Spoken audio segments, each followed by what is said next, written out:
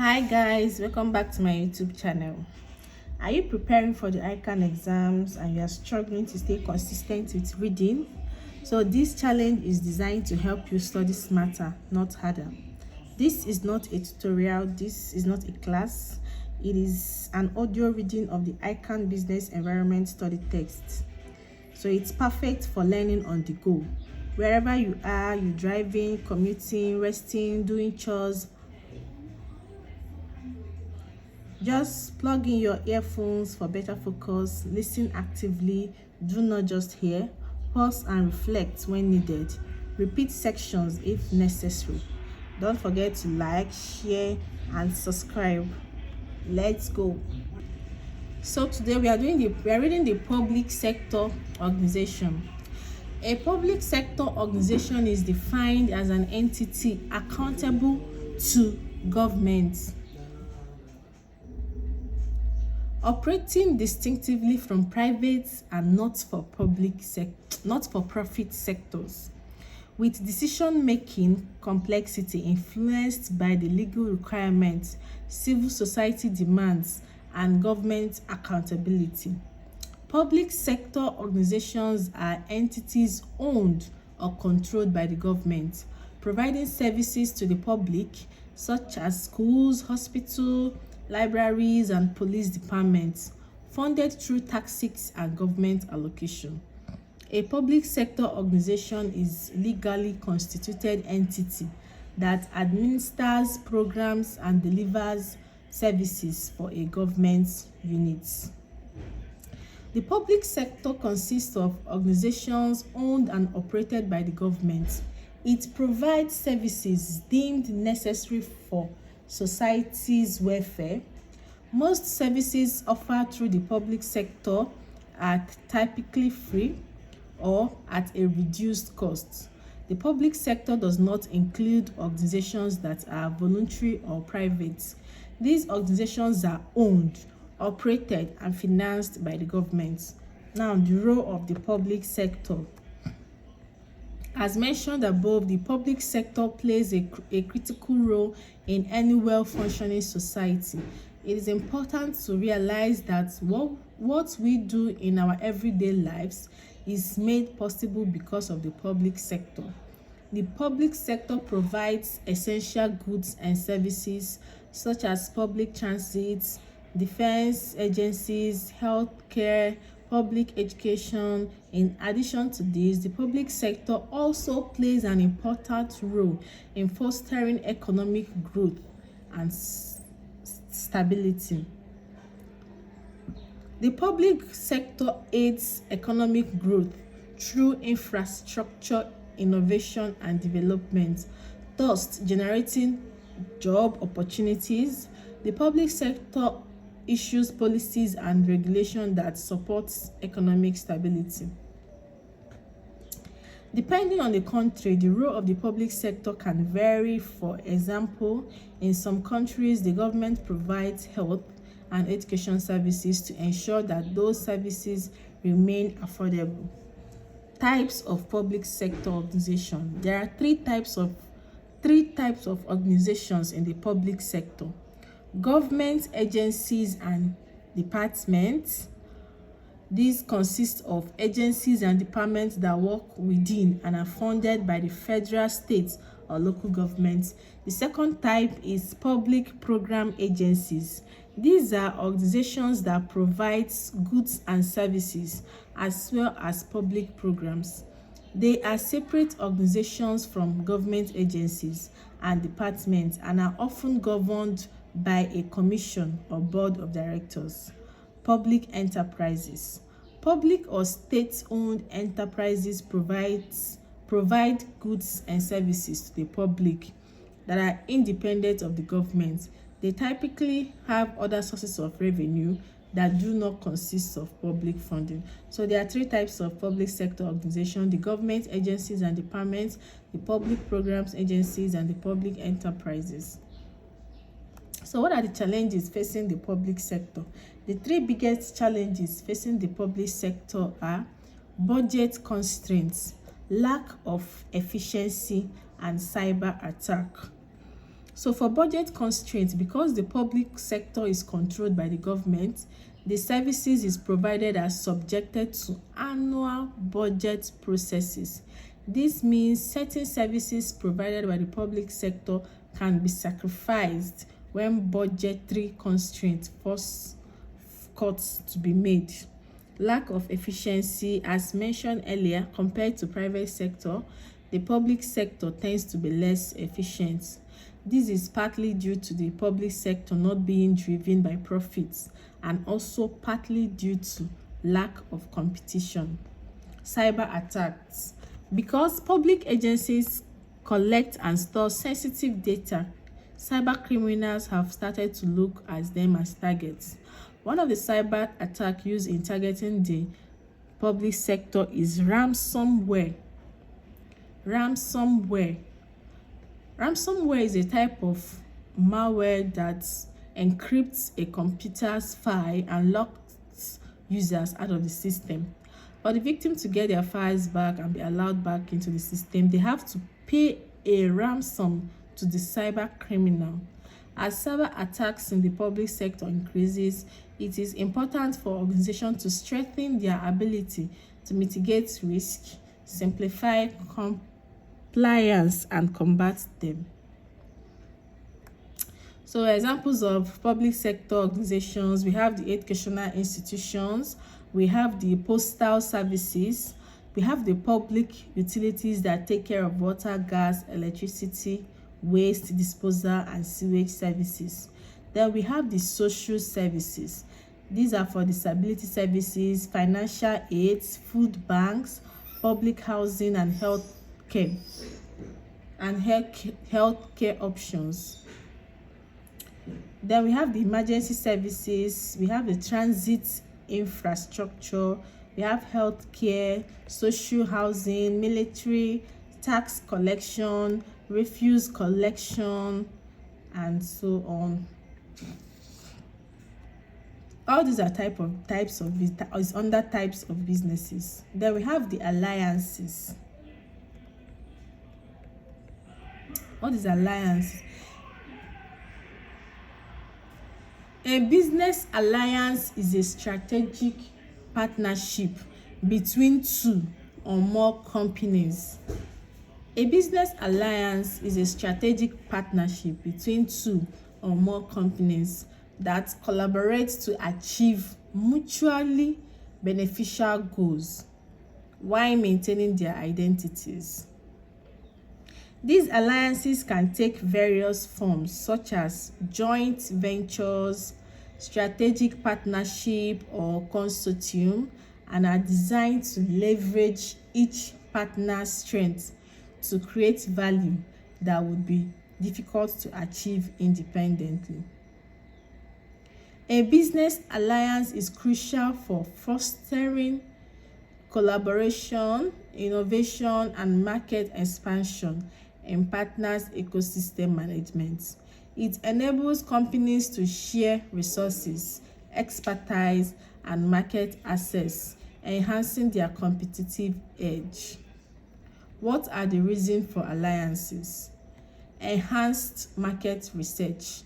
Business alliances enables companies to expand their market presence by leveraging each partner's customer base and market knowledge. This expansion can benefit companies entering new geographic regions or industry sectors. By collaborating with a local partner, a company can gain insights into local market conditions, regulatory requirements, and customer preferences, which are critical for successful market entry. Shared resources and expertise.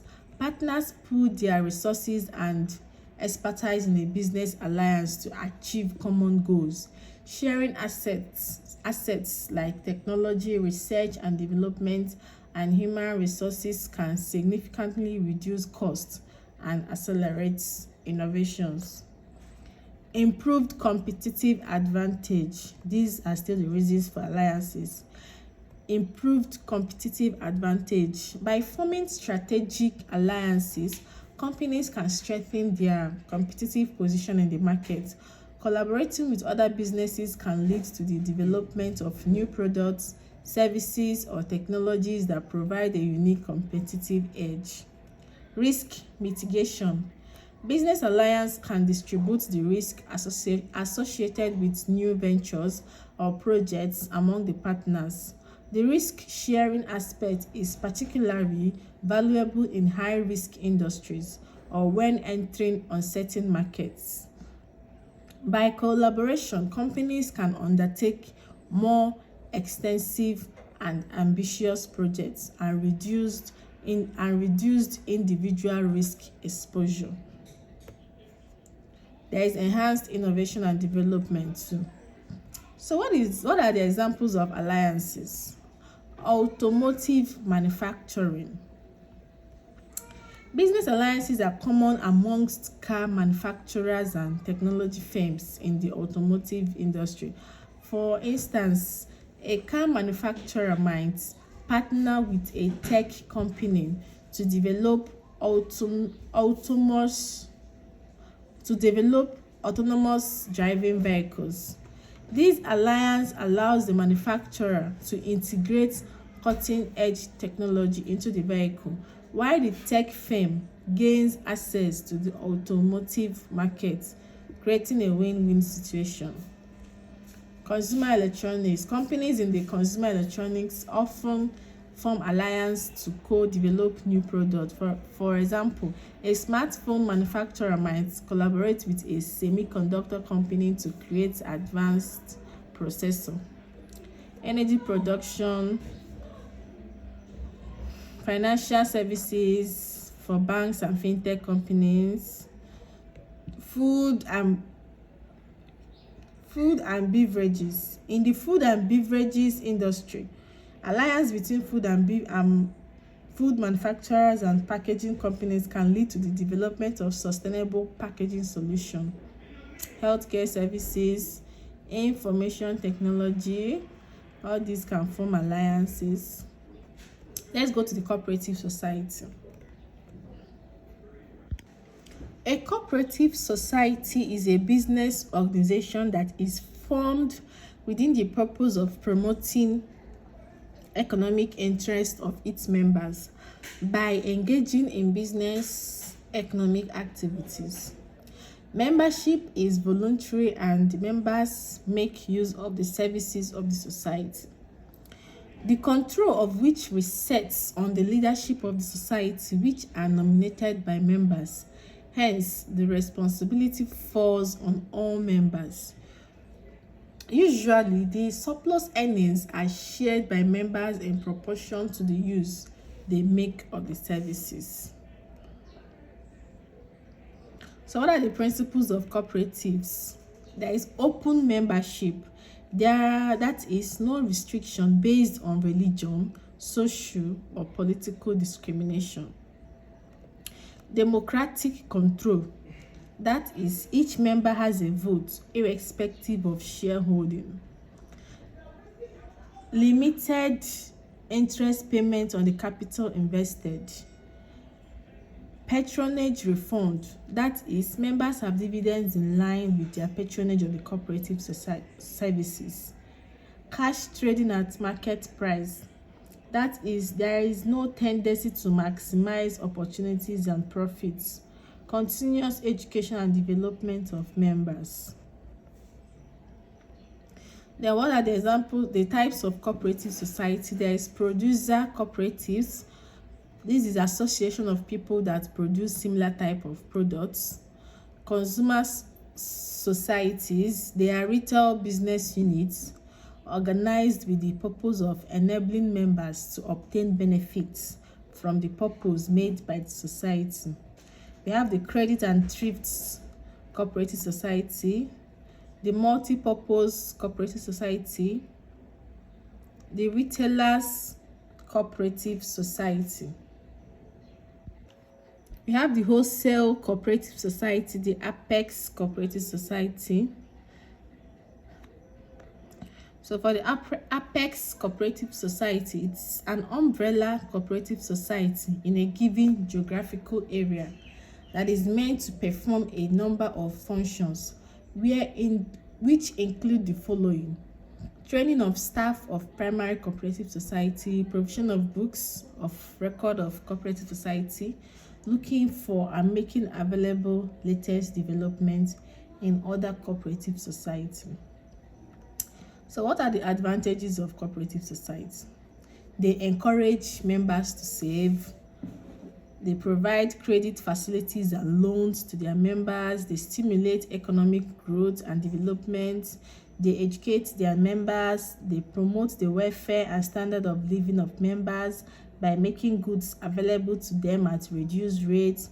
They encourage interpersonal relationship among members as they treat themselves as brothers, sisters, friends, and colleagues. Then the disadvantage is that majority of cooperative members are not well educated and do not understand the working and principles of cooperative society. So sometimes lack of interest of members in how the society is managed. This could result in mismanagement of funds, and some of them are thus managed by members with poor administrative and managerial acumen. Insufficient capital is one of the challenges mitigating against expansion. Some cooperative societies have high enrollment rates of members to the extent that the managers find it difficult to effectively control and coordinate the association. Cooperative societies suffer from lack of secrecy because their affairs are exposed to members. There are also joint venture. A joint venture is a business entity created by two or more parties. It is typified by mutual ownership, returns, risk, and governance.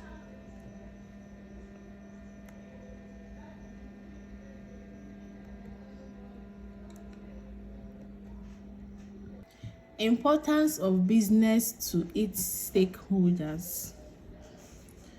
So any commercial, cooperative, or professional organization or entity may be called a business. A business aims to organize economic production. In other words, business may be profit-making entities or not-for-profit organization with a charity goal or a commitment to advancing a social cause. Business generally refers to individuals' attempts and action to create and sell products and services for a profit. But differently, business may be defined as an organization or worldwide enterprise involved in commercial or professional activity. Businesses are the driving engines for economic development. They enhance wealth, offer jobs, and act as doorways to innovations, contributing to a country's GDP.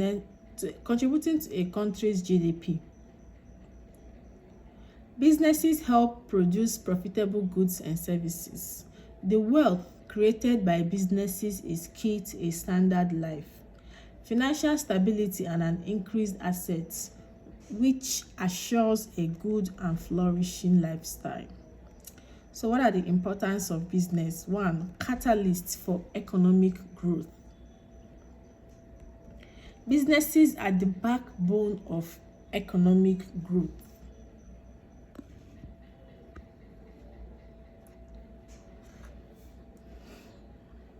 Let me repeat that again. Importance of business. 1. Catalyst for economic growth. Businesses are the backbone of economic growth, driving various economic activities that sustain national and global economies. Businesses contribute significantly to the prosperity of a nation by producing and selling goods and services. 2. Contribution to GDP. Businesses contribute significantly to the gross domestic products of countries by producing goods and services that are essential for economic stability and growth. Job creation and employment opportunity. One of the primary reasons why business is important is its role as an engine of job creation. Millions of people around the globe benefit from the employment opportunities offered by businesses. Innovation and technological advancements. Innovation is at the heart of successful businesses. They continuously strive to develop new products and services, driving technological advancements that benefit society. Meeting society needs, community development and social importance, entrepreneurship and empowerment, global connectivity and interdependence are the importance of businesses. Also, business ethics and social responsibility. The importance of business lies not only in profitability, but also in ethical practices and social responsibilities. Ethical businesses prioritize fair treatment of employees, environmental sustainability, and ethical sourcing, earning the trust of consumers and contributing to a better society. There is also individual growth and development.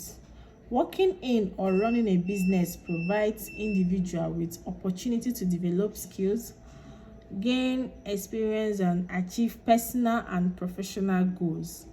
This growth leads to better job prospects and career advancements. There is also impact on environmental conservation. Businesses can play a significant role in impact on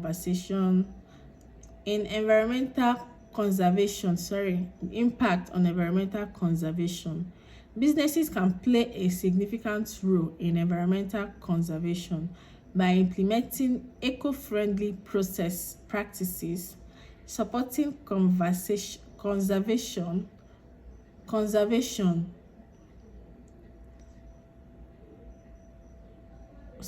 conservation projects, and raising awareness about environmental issues among consumers and stakeholders.